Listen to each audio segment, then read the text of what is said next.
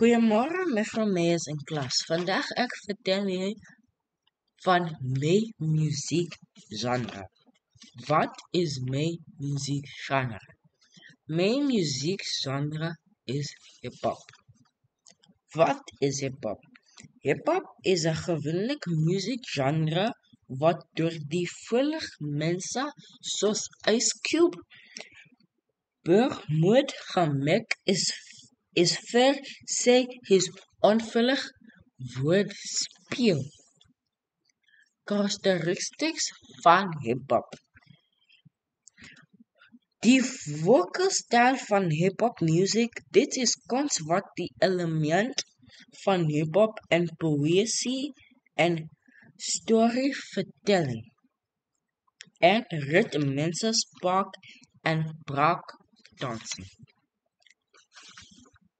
History van hip-hop. Hip-hop is 'n genre wat deur die 1970s in New York nou voorgemaak het. Die genre sluit in rapping en breakdancing. Hoekom ek kies hip-hop? Ek kies hip-hop van hoe gaan die rymwoord en dit is die reg hoekom ek kies hip-hop. Die kunstenaars wat ek kies. Hoek ek spoedvol by Eminem kies. Want dit is mooi en stylig lig van om na die leester toe. Om dit is nie lig vir kinders om te doen.